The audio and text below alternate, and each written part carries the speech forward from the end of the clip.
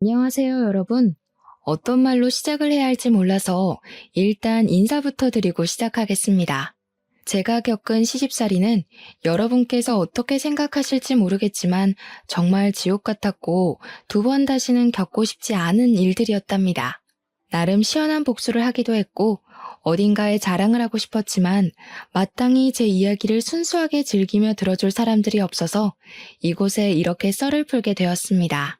오늘만큼은 제 이야기를 들어주시는 여러분들이 저의 절친이라는 생각을 해보면서 사연을 적고 소개를 해드리도록 하겠습니다. 처음에는 착한 며느리가 되고 싶어서 자중했지만 시간이 지날수록 점점 도가 지나치는 시댁을 보면서 변해버린 제 모습까지 여러분들께서 응원해주시면 고맙겠습니다. 지금의 저는 자존감을 되찾아 제 행복을 찾아 살아가고 있지만 지난 과거를 생각해보면 참 미련 곰탱이가 따로 없었던 것 같기도 합니다. 저처럼 시댁에서 벗어나지 못하는 수많은 며느리들을 위해 제 이야기를 바치며 이야기를 시작해보겠습니다. 저는 어릴 때 집안 사정이 매우 힘든 집안에서 태어나 남들 다 해보는 피아노 학원 한번 다녀보지 못하고 자랐습니다. 물론 부모님께서 제가 졸랐다면 허리띠를 질끈 묶고 저에게 피아노를 가르쳐 주셨겠지만 저는 어릴 때부터 눈치만큼은 기가 막히게 좋아서 부모님의 속을 썩이고 싶지 않았습니다. 저희 아버지께서는 대형 화물 트럭을 운전하시던 분이셨는데 지금이야 임금도 꽤 많이 오르고 노동력을 인정받아 벌이가 되는 걸로 알고 있습니다. 하지만 제가 어릴 때까지만 해도 화물 트럭을 운전하는 운전수들은 박봉에다가 일을 하루에 12시간 이상씩 해야 했으며 항상 집에서 쪽잠을 주무시고 출근을 해야 했습니다. 모든 가족들이 다 그렇게 힘들게 살았을 거라 예상합니다.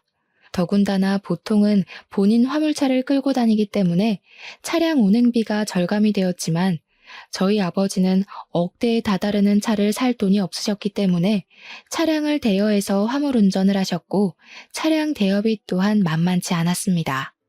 몇 번이고 어머니께서는 다른 일을 하길 권유하셨지만 아버지께서는 게으른 건지 아니면 용기가 없는 건지 지금의 생활을 정리하고 새로운 걸 하시길 거부하셨습니다.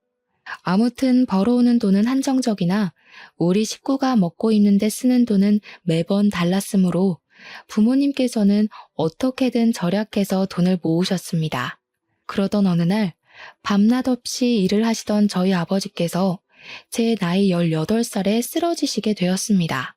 살림이 넉넉해지기 시작한 그 타이밍에 아버지께서 쓰러지신 바람에 집안은 순식간에 풍비박산이 나기 시작했습니다. 어머니께서는 아버지께서 쓰러지신 그 충격으로 우울증에 잠시 빠지셨으나 이내 극복을 하시고 아버지를 간병하시면서 가장자리를 지키며 집안을 돌보셨습니다.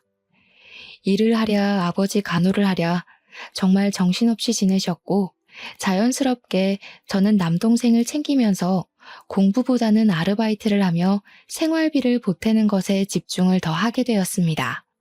아버지께서 의식이 없었기 때문에 들어가는 약값도 어마어마하게 비쌌고 어머니께서 혼자 벌어서 저와 남동생의 공부를 시키기에는 부담이 꽤 컸습니다. 제 동생이 꽤나 공부를 잘하는 학생이었기 때문에 저는 18살 때부터 동생의 뒷바라지를 위해 일을 시작하게 되었는데 패스트푸드점에서 일을 하고 있었습니다. 당시에는 인터넷 얼짱이니 그런 게 무척이나 유행을 하던 시기였는데 제가 일하던 패스트푸드점에서 미소천사를 뽑는 제도가 있었거든요. 제가 일을 한 이후로 매번 미소천사에 제가 선정이 되었고 패스트푸드점 계산대 옆에 제 사진이 걸리게 되었습니다. 제 입으로 말을 하기 부끄럽긴 하지만 그 당시에 제가 인기가 무척이나 많았고 키도 168cm로 꽤 컸으며 마르고 예쁜 얼굴에 속해 있었습니다. 오죽하면 다른 카페들이나 음식점에서도 저를 아르바이트생으로 쓰고 싶다며 월급을 더 많이 주겠다고 공작이 들어오곤 했었습니다. 저를 좋아하던 학생들이 저를 보기 위해서 제가 아르바이트를 하는 가게에 온다는 게 사장님들 사이에서 소문이 날 정도였으니 어느 정도인지 예상이 가시나요? 제 입으로 말하기가 민망해서 그렇지 아직도 고등학교 때 친구들을 만나면 제 외모 이야기를 할 정도랍니다. 그런데 학생이 패스트푸드점에서 일을 해봐야 벌면 얼마나 벌겠습니까? 그러던 도중에 저에게 아주 솔깃한 제안이 하나 들어왔습니다. 바로 인터넷 쇼핑몰에서 들어온 제의였는데 쇼핑몰 모델 일을 하면 한 달에 월급을 200만 원씩 챙겨주겠다는 제안이었습니다. 패스트푸드점에서 일주일 내내 쉬는 날 없이 학교 끝나고 마감까지 일을 해도 한 달에 70만 원을 벌까 말까 하는데 월에 200만 원이면 정말 큰 돈 아니겠습니까? 솔직히 조금 이상한 곳은 아닐까 의심이 가기도 하고 걱정이 되었는데 진짜 유명한 쇼핑몰이었고 사장님께서 직접 저를 찾아와서 명함을 주셨습니다. 그 사장님 또한 인터넷에 검색을 하면 심심찮게 등장하시는 유명한 분이셨기 때문에 저도 안심을 하고 쇼핑몰 모델 일을 시작했습니다. 만만하게 생각했는데 쇼핑몰 모델 일은 예상보다 훨씬 더 힘든 일이었습니다. 쉬지 않고 포즈를 바꾸는 것은 물론이고 화장이랑 머리도 매번 손을 봐야 했거든요. 옷도 한두 벌만 입는 것이 아니라 한 번 촬영에 나가면 여러 벌을 갈아입고 사진을 찍어야 해서 정말 조금의 오버를 보태서 50벌씩은 넘게 입어보는 것 같았습니다. 몇 시간씩 조명을 맞으면서 높은 구두를 신고 포즈를 신경 써서 표정까지 완벽하게 사진을 찍는다는 건 쉬운 일이 아니었습니다. 야외에서 촬영이 이루어지기라도 하면 정신없이 움직여야 하고 옷을 갈아입을 공간이 없어서 불편하고 고생이 엄청났습니다. 연예인들은 어떻게 이런 일을 매일같이 수십 번씩 하는지 대단하다는 생각이 들 정도였습니다. 저는 18살 때부터 일을 시작해서 그런 건지 생각보다 주위 사람들의 도움도 많이 받게 되었고 다른 모델 언니들도 저를 귀여워해 주셨습니다. 덕분에 빠르게 쇼핑몰 일에 적응을 할 수 있었고 제 나이 23살이 되었을 때엔 젖살도 빠지고 미모에도 물이 올라서 쇼핑몰계에서는 꽤 유명한 모델이 되었습니다. 정말 제가 그때의 사진을 돌려보면 어떻게 일이 이쁠 수 있을까 싶을 정도로 제 외모가 완벽하게 피어올랐던 시기였습니다. 그때 당시에 저를 추종하던 팬들도 생겼는데 쇼핑몰 사무실로 저에게 선물을 보내주는 사람들도 있었고요. 저를 찾아와 주시는 분들도 있었습니다. 길에 가다가 마주치면 커피라도 한 잔 사주시려고 하시고 팬이라고 편지도 주시고 정말 연예인 못지않은 인기를 누렸습니다. 대학을 가지 않고 바로 일에 뛰어들기를 잘했다고 생각할 정도로 저는 과분한 사랑을 받았고 제 팬들이 늘어날수록 저의 월급도 늘어나게 되었습니다. 저로 인해서 판매되는 옷들의 양이 늘어나니까 사장님께서 신이 난다고 상여금식으로 인센티브를 더 얹어주셨거든요. 저는 그 뒤로도 쭉 쇼핑몰 모델로서 일을 하면서 돈을 벌었고 어머니께서 일을 하지 않아도 아버지의 간병에만 집중해도 돈이 부족하지 않을 만큼 벌어왔습니다. 동생의 대학 등록금도 무리 없이 지불할 수 있었고 물론 저 개인적인 사치를 할 수는 없었지만 쇼핑몰 물건을 아주 저렴하게 구매가 가능했기 때문에 아쉽진 않았습니다. 그렇게 몇 년을 더 고생한 결과 26살까지도 열심히 쇼핑몰 모델로서의 유명세를 유지하고 있었는데 중간중간에 얼굴에 주사도 맞고 하면서 미모를 유지하고 있었습니다. 그 당시에 잡지 같은 데에 촬영 제의가 들어오기도 해서 미용실에 가면 있는 여성 잡지들 한편에 제 사진이 실리기도 하는 영광을 맛보았죠.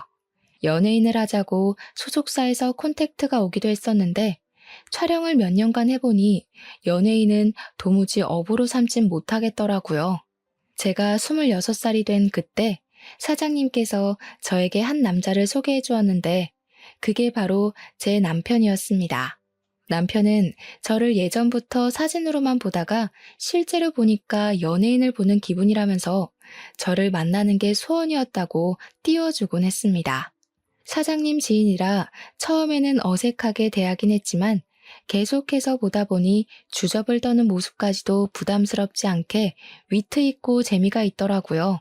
원래 같이 있을 때 재미있는 남자가 자꾸 보고 싶은 남자고 궁금해지는 남자 아니겠습니까? 저는 자연스럽게 남편에게 스며들게 되었습니다. 남편은 내노라 하는 4년제 대학을 졸업을 하고 전공을 살려서 대기업에서 일을 하고 있다고 소개를 받았습니다. 저는 보통 그런 사람들은 공부만 진창한 느낌이라 뭐랄까 정말 재미도 없고 분위기 어색하게 만드는 재주가 있을 거라고 예상을 했거든요. 하지만 제 남편은 저를 편안하게 만들어주고 무엇보다 분위기를 띄우는데 상당한 재주가 있었던 사람이라 모든 사람들과 잘 어울리는 외향적인 성격을 가지고 있었습니다. 처음에 사장님께서 공돌이라고 했기 때문에 아예 관심조차 가지지 않으려고 했었는데 반전인 매력이 있었던 것이죠. 외향적인 성격으로 저에게 계속해서 들이대는 남편을 저는 결국 받아주게 되었고 저희는 연애라는 것을 하기 시작했습니다. 그동안은 제가 사는 게 바빠서 연애를 할 생각도 하지 못했었는데 어느 정도 삶의 여유가 생기기 시작하니까 저도 사랑이라는 것을 해보고 싶다는 생각을 가지게 되었습니다. 처음 데이트는 어색함 수성이었지만 두 번째, 세 번째 만남이 지속될수록 우리 남편이 정말 진국인 사람이구나, 너무 사랑스럽다 하는 생각을 하게 되었습니다. 그렇게 2년이라는 시간 동안 연애를 했고 제 나이 28살이 되던 해에 남편에게 프로포즈를 받게 되었습니다. 그 당시에 저는 이미 나이가 꽤 있었기에 쇼핑몰 모델로서 일을 하기엔 어려움이 있어서 후배들을 양성하는 취지로 일을 하고 있었습니다. 촬영장을 따라다니면서 포즈에 대한 조언도 해주고요. 전체적인 스타일을 잡아주는 일도 겸하고 있었습니다.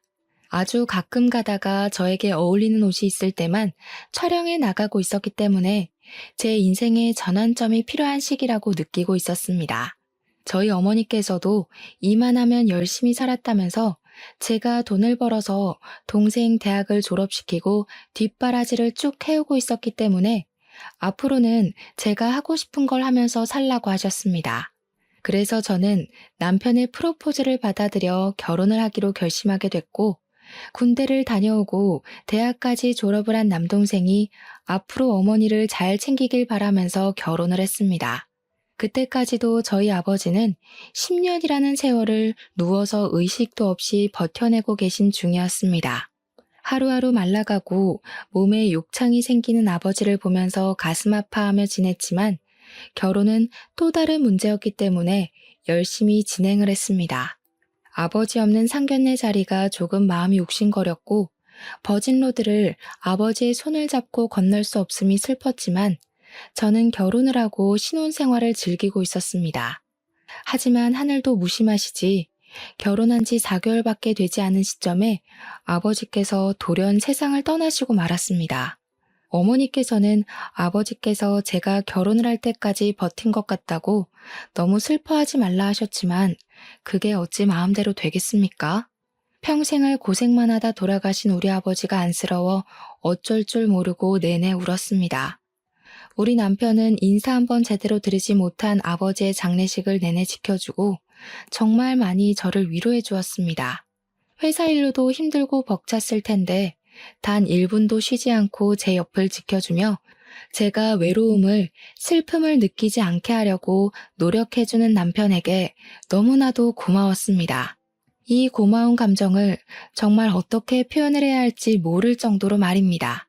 저는 더욱 남편을 의지하고 사랑하게 되었습니다. 장례식이 다 끝나고 저는 시부모님께 와주셔서 감사하다고 인사를 드리러 시댁에 방문을 하게 되었는데 그때 예상치 못하게 처음으로 혼이 나게 되었습니다. 그때부터 제가 상상도 하지 못한 시집살이가 시작되었던 것이었습니다. 시모는 저에게 우리 아들이 외벌이로 일을 하느라 힘이 들어 죽겠는데 장례식장까지 지키고 있어야지만 속이 시원했냐고 하시더라고요. 내가 우리 아들 보고 얼마나 가슴이 아팠는지.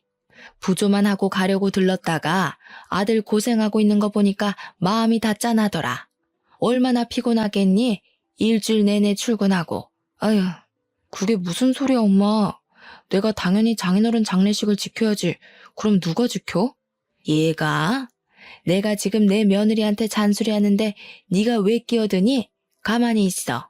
무슨 모델이랍시고 설치던 것도 마음에 안 들어 죽겠는데 남편한테 힘들지 않냐고 집에 가서 쉬라는 소리도 안 하고 말이야. 손님 맞이까지 시키는 게 말이 되니? 우리 아들이 왜 육개장을 날라야 하는데? 시모가 너무 매섭게 저에게 화를 내면서 이야기를 하니까 저도 너무 당황스러웠습니다.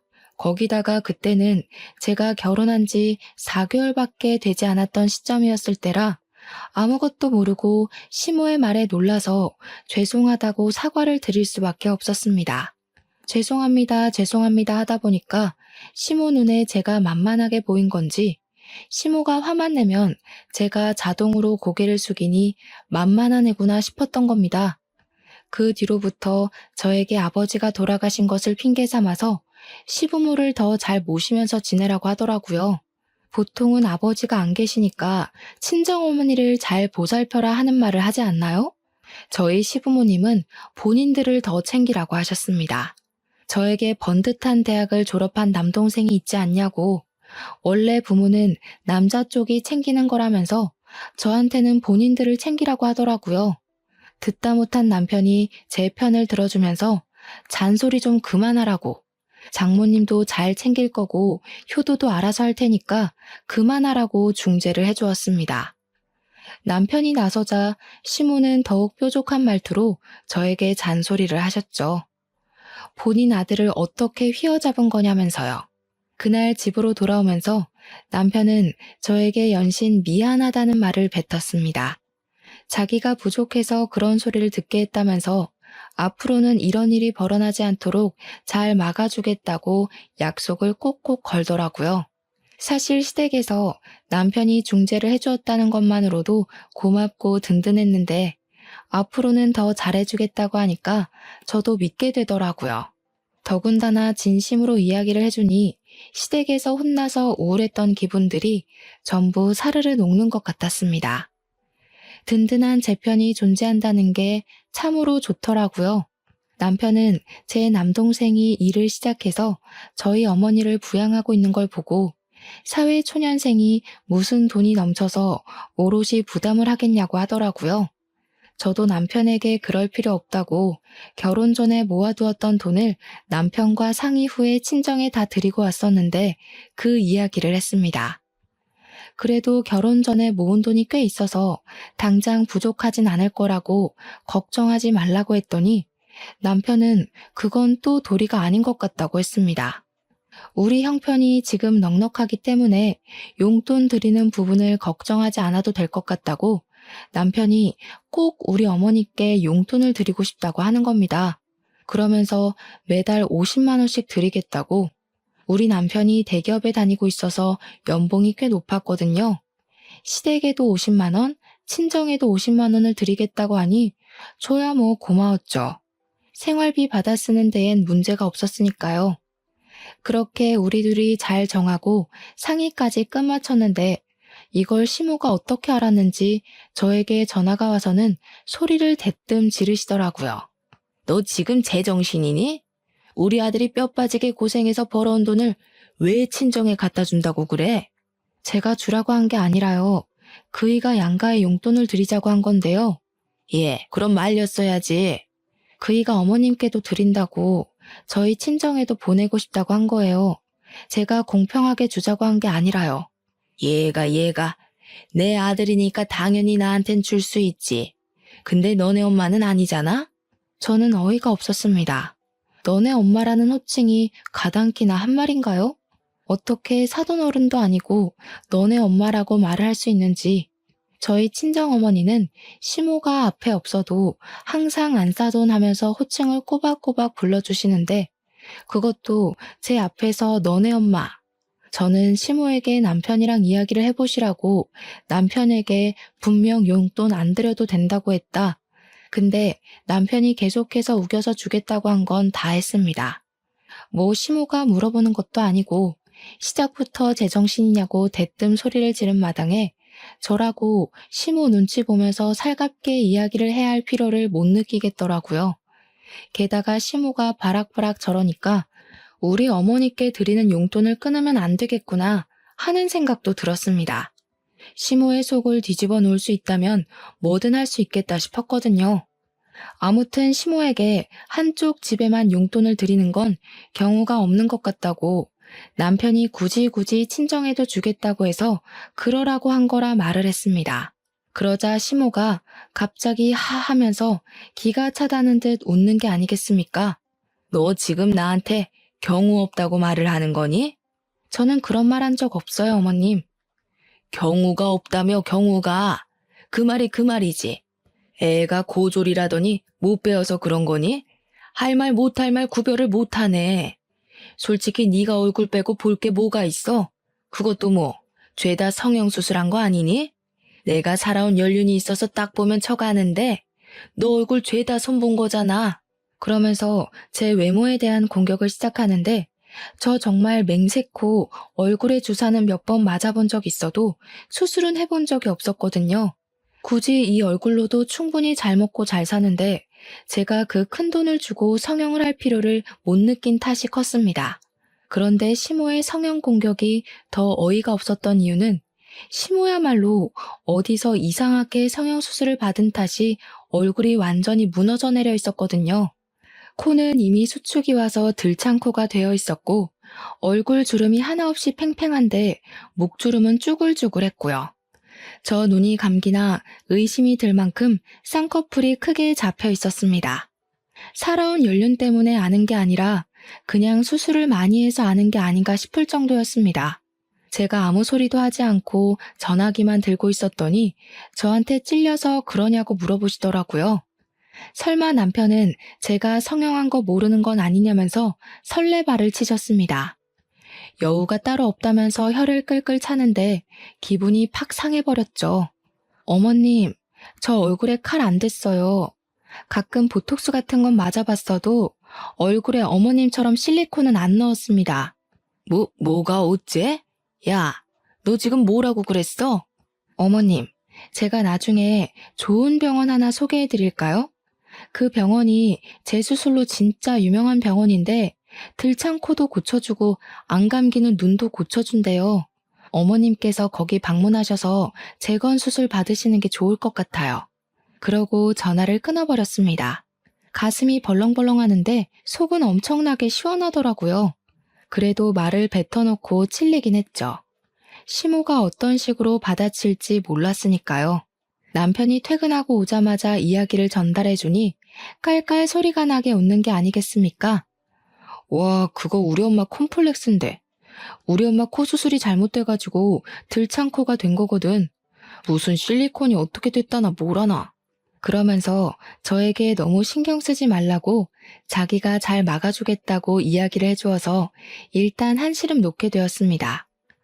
아니나 다를까 며칠 뒤에 시댁에서 주말에 밥을 먹자며 부르시길래 어떤 말을 하실까 싶어 잔뜩 긴장을 하고 시댁에 방문하게 되었습니다. 시모가 저를 보자마자 아주 잘 걸렸다는 얼굴로 내 아들 앞에서도 한번 말해봐라 하시더라고요. 저는 무슨 말인지 모르겠다는 듯이 시모를 쳐다보니까 가증스러운 얼굴 하지 말고 전화에 대고 말했던 것처럼 한번 해보라고 하시대요. 내 얼굴이 뭐가 어쩌고 어째? 왜? 재수씨가 뭐라고 그랬는데? 아, 별말 아니던데? 엄마 코가 들창코잖아. 재수술 잘하는 좋은 병원 소개해준다고 그랬대. 남편이 먼저 선수를 치면서 아주버님에게 이야기를 하자 시모가 헐 대놓고 소리를 내더라고요. 아주버님은 눈치가 없는 건지 일부러 그러는 건지 그거 좋은 생각이네 하면서 식사를 하시는데 일단 악의적인 발언은 아닌지 별 생각 없어 보이는 얼굴로 말을 하더라고요. 시모는 아들 새끼들 키워봐야 하나도 소용이 없다면서 다른 사람도 아니고 며느리가 자기 얼굴을 가지고 놀리는데 어쩜 자기 편을 한 번 안 들어주냐고 통곡을 하셨습니다. 밥상머리에서 갑자기 통곡을 하시니 시부가 나와서는 뭐가 이리 소란스럽냐고 무슨 일이냐고 물어보셨습니다. 그러니 시모가 또 이간질을 하고 싶은 건지 저를 혼내고 싶은 건지 똑같은 소리를 하시더라고요. 며느리가 글쎄 나한테 돼지코라고 재수술을 하라면서 내 얼굴을 가지고 놀리지 뭐야? 엄마, 말은 바로 해야지. 그렇게 왜곡을 해서 말을 하면 어떡해? 코 수술하기 좋은 병원 소개해주겠다고 한 걸 무슨 그런 식으로 비약을 해. 또다시 시끌시끌해질 조짐이 보이자 시부가 남편과 시모의 말을 딱 잘라 차단해버렸습니다. 그러길래 당신이 욕심을 적당히 냈어야지. 며느라가 너도 앞으로는 조심해서 말을 하도록 하는 게 좋겠구나. 저는 알겠다고 공손하게 대답을 했고 시모는 이 집에 자기 편 들어주는 사람이 하나 없다면서 나가 죽어야지라는 마음에도 없는 소리를 하시더라고요. 시모가 계속해서 구시렁거리는데 남편이랑 아주버님은 무슨 다른 세상에 계신 것처럼 무시를 하시더라니까요. 그런데 오히려 그런 태도가 시모를 더욱 건드리는 스위치를 누르는 행동이었던 것입니다. 저를 계속 째려보면서 꼬투리를 잡을 생각만 하고 있는 시모에게 아주버님이 갑자기 그러시더라고요. 자기가 할 말이 있어서 가족들 다 불러 모은 건데 분위기가 이상하다고 하시면서 결혼하려고 한다는 게 아니겠습니까? 아무렇지 않게 폭탄을 던지셨습니다. 시부모님이 놀래서 아주버님께 결혼이라고 했냐고 비혼주의자니 뭐니 하면서 가슴 선득하게 만들더니 진짜 결혼할 거냐고 어떤 아가씨냐고 캐물으셨습니다. 아주버님이 회계사로 일을 하고 계셨었는데 결혼하고 싶은 여자가 같은 회계사 사무실에 다니고 있는 여자라면서 간단하게 설명을 하시더라고요. 시모의 얼굴이 눈에 띄게 밝아지더니 입이 찢어질 것처럼 쫙 늘어나는 겁니다. 아이고, 우리 첫째 아들이 비혼이니 뭐니 결혼 안 하겠다고 해서 내가 얼마나 걱정을 했는데 너무 잘 됐다. 너무 잘 됐어. 거기다가 큰 며느리까지 회계사라고? 대학은 어디 나왔다니? 누구처럼 고졸이 아니라 어찌나 다행인지 모르겠다 정말. 사람이 참 치사하게 이런 걸로 나누면 안 되는 건 알지만 학벌을 무시할 수가 없더라. 기본 교양 차이가 워낙 나니까. 그 말을 하면서 저를 확 째려보시는데 도대체 제가 뭘 그리 잘못했다고 저러시는지 이해가 되지 않았습니다. 오죽하면 저희 남편이 화가 나서 학벌이 뭐가 중요하냐고 여기가 회사도 아니고 그런 거 따지지 말라고 했습니다. 그러니 시모가 학벌이 중요하지 안 중요하냐고 구시렁거리더라고요. 학벌이 왜 회사에서만 중요하니? 솔직히 너 서울대 나온 사람이랑 고졸인 사람이랑 같은 급이라고 생각하니? 월급부터가 차이 나기 시작해서 사람들의 인식 또한 차이가 나는 거란다. 누구는 좋은 대학 나와서 회계사라고 하는데 누구는 에휴 집에서 살림이나 제대로 하는지 몰라. 나도 말이야 이런 식으로 치사하게 차별하고 싶지 않거든. 근데 둘째 며느리랑 나랑 안 맞는 거 보면 딱 그 이유밖에 없는 거지. 학벌. 학벌에서부터 수준 차이가 난다 이 말이야. 나중에 남편에게 들은 이야기인데 시모가 뒤늦게 대학을 나와서 엄청나게 대학 부심이 있다고 하더라고요. 저도 그 말에 지금이라도 공부해서 대학을 갈까 싶은 마음이 들기도 했지만 저는 원래 공부에 그다지 소질이 없었기 때문에 해봐야 안 될 것 같아서 포기를 했습니다. 그렇게 몇 주의 시간이 더 지나고 시모가 신이 나서 주말에 시댁에 오라고 이야기를 하는데 평소에 시모가 저를 그렇게 신나서 부르는 일이 없어서 왜 그런가 했습니다. 무슨 일 있으시냐고 기분이 좋아 보이신다고 넌지시 한마디 건넸더니 제 형님 될 사람이 올 거라고 하더라고요. 아주버님이 진짜로 결혼하시는구나 싶었습니다. 저한테 일찍 와서 장도 보고 음식도 좀 하자고 하시길래 알겠다고 했습니다. 이런 거라도 제깍제깍 해야 점수를 딸 수 있으니까요. 주말에 일찍 가서 시모 따라서 장을 보는데 남편이 심심하다고 장 보는 길을 따라 나섰습니다. 그러니 시모가 불편한 기색을 팍팍 내보이면서 이런 자리까지 남편을 꼭 불러서 대동해야겠냐고 내가 너 잡아먹니? 하면서 핀잔을 주시더라고요. 남편이 태연하게 무거운 거 들어주려고 따라가는 거라고 장 많이 볼 거라며 하면서 쓱 대꾸하니까 시모가 예전에는 그런 짓 안 하더니 변했다고 하시더라고요. 그러면서 속상하다 속상해 하시는데 제가 양파, 고구마, 재료들을 고를 때마다 이건 못생겼다, 이건 여기에 상처가 났다 하면서 트집을 잡으셨습니다.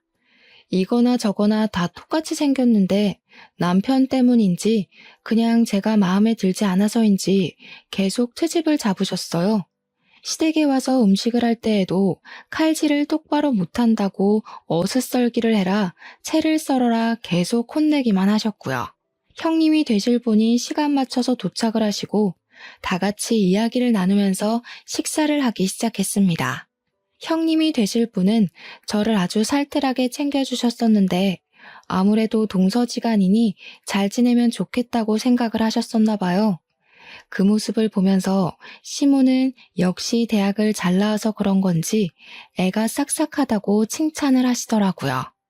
좋은 대학 나와서 회계사로 일을 하고 있다고 하더니 남을 배려할 줄도 알고 이게 바로 노블레스 오블리주인 거지. 둘째 너는 이런 말 뜻은 아니?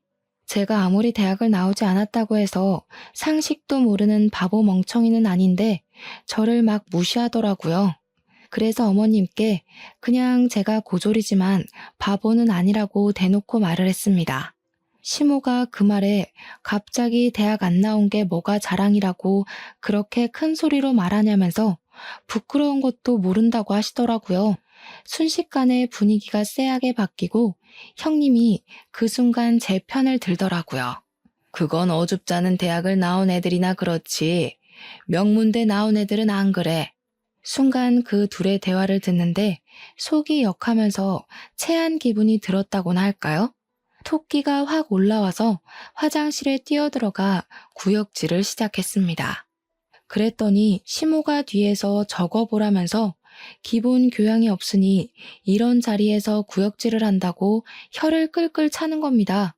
그런데 형님이 저를 빤히 보더니 혹시 임신한 거 아니냐고 물어보더라고요. 순간 시댁의 분위기가 180도 변했습니다. 곰곰이 생각을 해보니까 생리를 안 한 지 좀 됐더라고요. 제가 놀래서 벙찌고 있으니 시부가 얼른 간이검사 그거 해보라고 닥달을 하셨습니다. 남편이 문연 약국을 찾아서 임신 테스트기를 사왔고 저는 온 가족이 지켜보고 있는 데서 테스트기를 꺼냈는데 두 줄이 딱 떠 있는 겁니다. 너무나도 선명한 두 줄에 온 가족이 깜짝 놀랐습니다. 남편은 저를 얼싸안고 시부도 당장 병원부터 가보라고 난리에 형님과 아주버님도 축하한다고 해주셨습니다.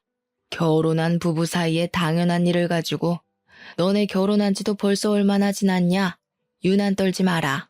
어머님 기쁘지 않으세요? 그냥 축하해 주세요. 다들 시모만 멀뚱히 보고 있으니 어쩔 수 없다는 식으로 시모가 저에게 임신한 거 축하한다고 하시더라고요.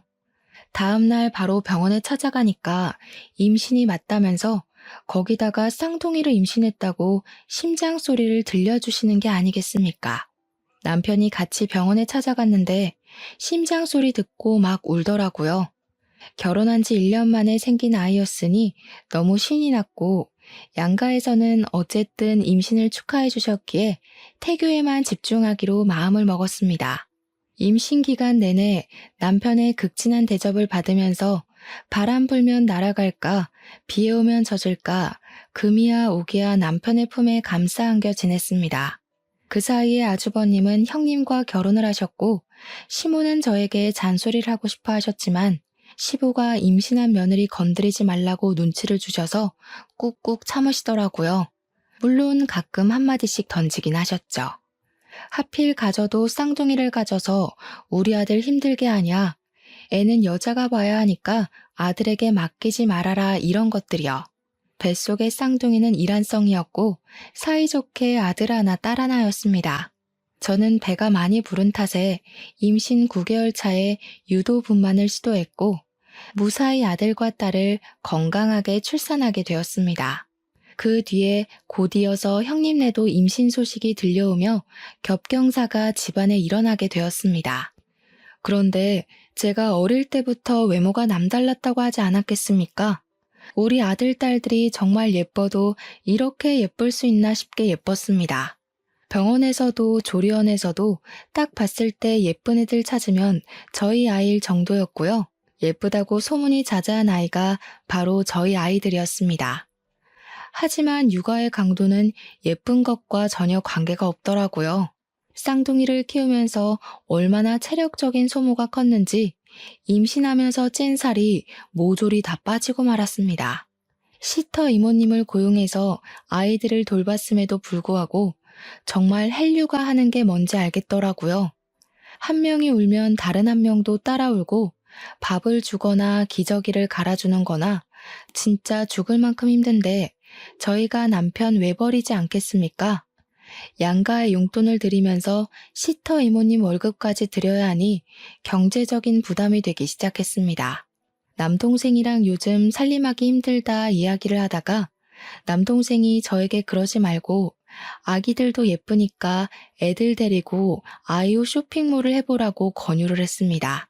제가 원래 쇼핑몰 모델도 했고 그쪽에서 오랜 시간 일했으니 도매 쪽 일도 잘 알고 있었고요. 순간 훅 하는 마음이 들어서 남편을 붙잡고 이야기를 했는데 남편도 나쁘지 않은 것 같다면서 해보고 싶으면 해보라고 저를 응원해 주었습니다.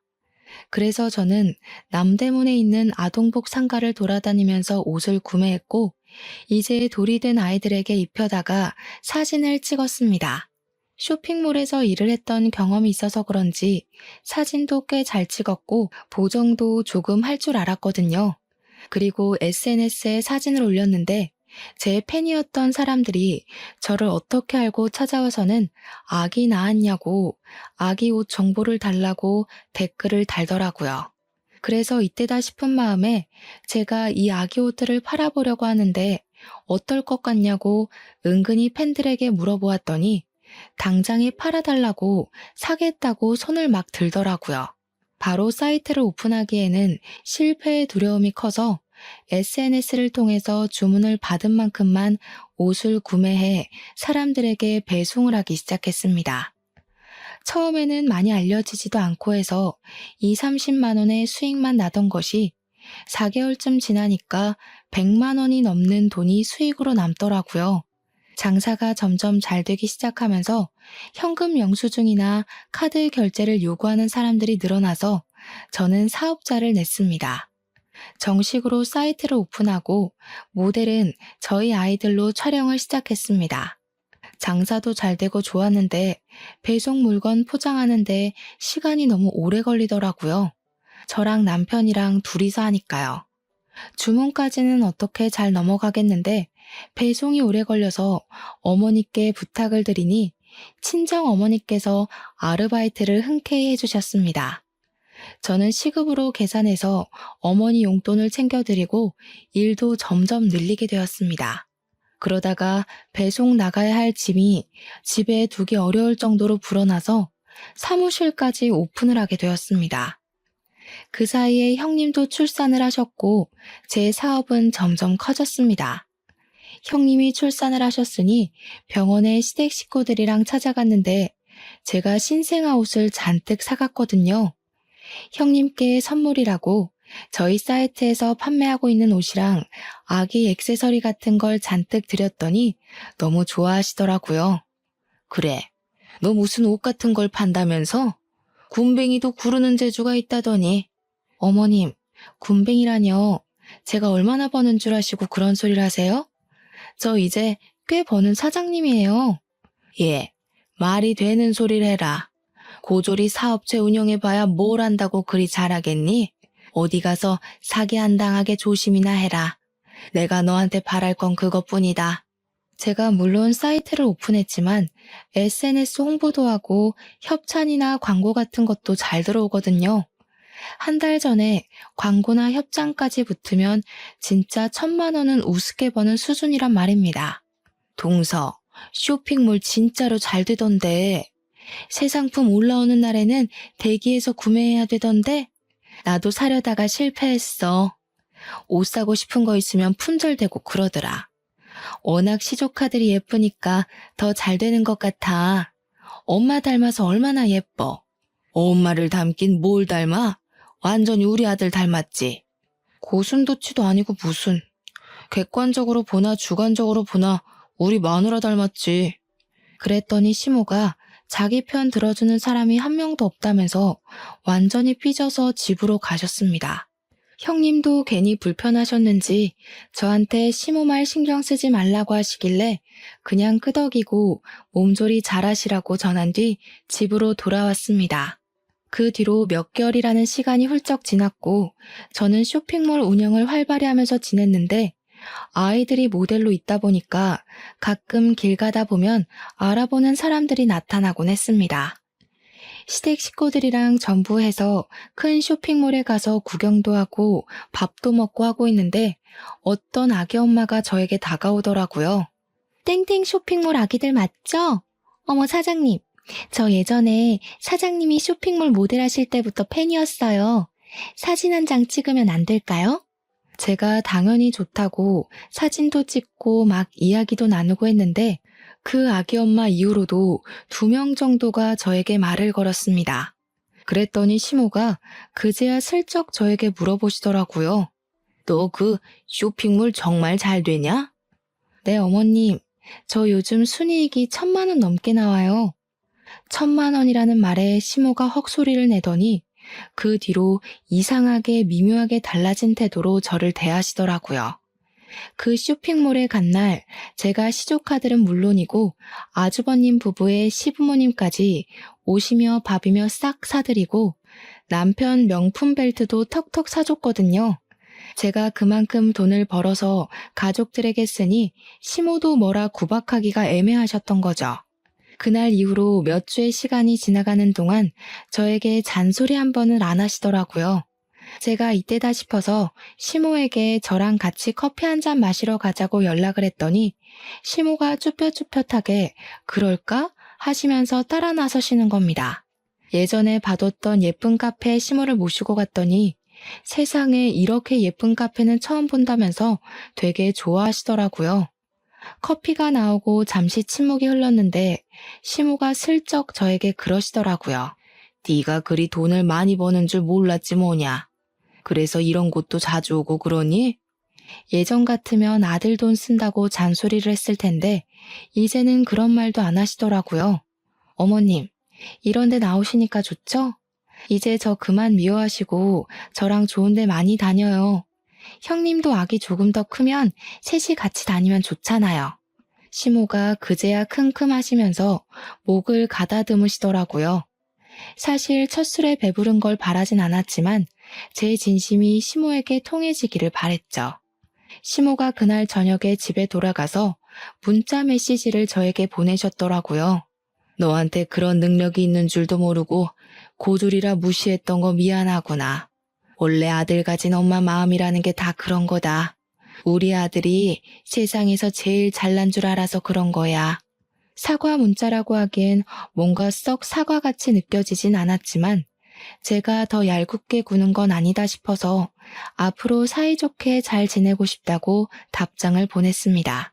그 뒤로 우리 집이고 시댁이고 용돈 척척 드리고 조카들 잘 챙기니까 시모가 더 이상 저를 구박하는 일은 사라졌습니다.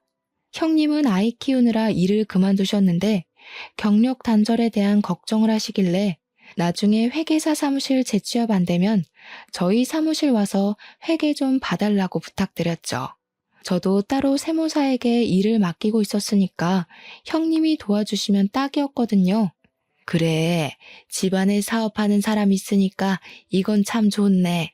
시모가 너무 뜬금없는 타이밍에 제 칭찬을 하니 가족들 모두 어리둥절해서 시모를 쳐다보고는 웃었습니다.